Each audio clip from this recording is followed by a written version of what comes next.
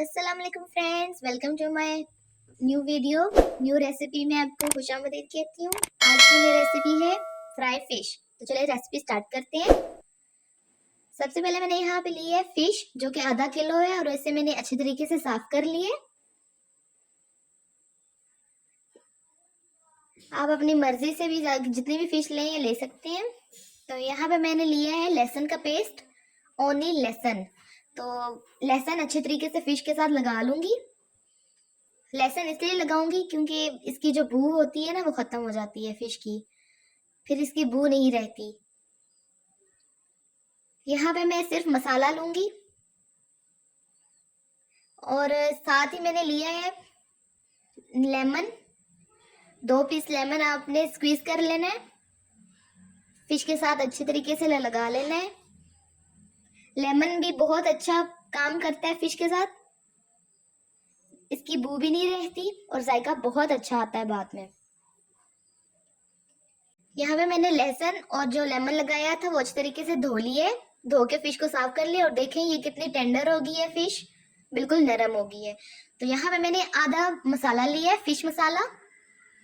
आपने यहाँ पे कोई नमक नहीं लेना, कोई और चीज ऐड नहीं करनी, ओनली फिश मसाला लेना है और इसे अच्छे तरीके से इसके साथ मिक्स कर लेना है फिश के साथ।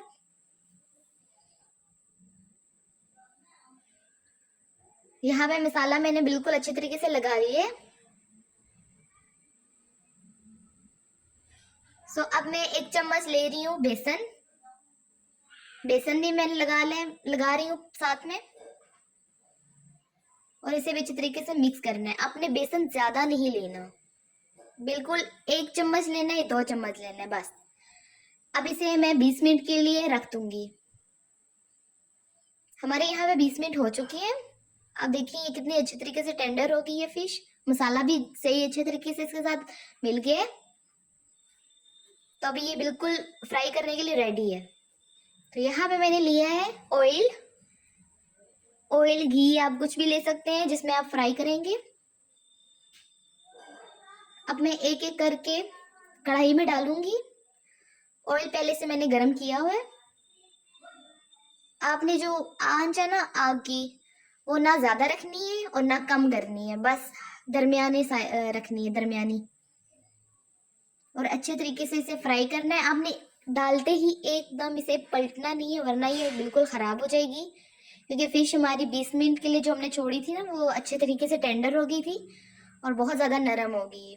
तो इसीलिए हम यहाँ पे डालने के बाद हम 5 मिनट के बाद ही इसे पलटेंगे।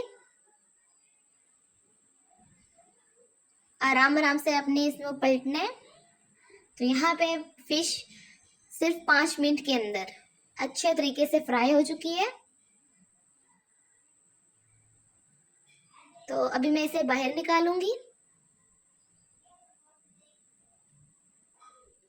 यहाँ हमारी फिश बिल्कुल रेडी हो चुकी है। अब मैं इसे सर्व कर रही हूँ। आपके पास जितनी भी फिश है आप उसे फ्राई कर लें।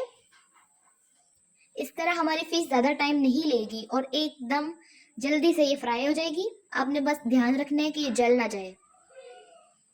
बेसन आपने ज्यादा नहीं लेना फ्रेंड्स, बेसन आपने बिल्कुल थोड़ा सा लेना है, वरना फिर फिश बिल्कुल जायका नहीं होगा फिश का, सिर्फ बेसन का ही जायका आएगा आपको। तो आपको ये मेरी रेसिपी अच्छी लगी तो मेरे चैनल को सब्सक्राइब करें, मेरी वीडियो को लाइक करें, कमेंट करें और शेयर कर दें फ्रेंड्स। आपने मेरी वीडियो को लाइक करना है और अगर चैनल पे नए हैं तो सब्सक्राइब लाजमी देना है। Thank you friends.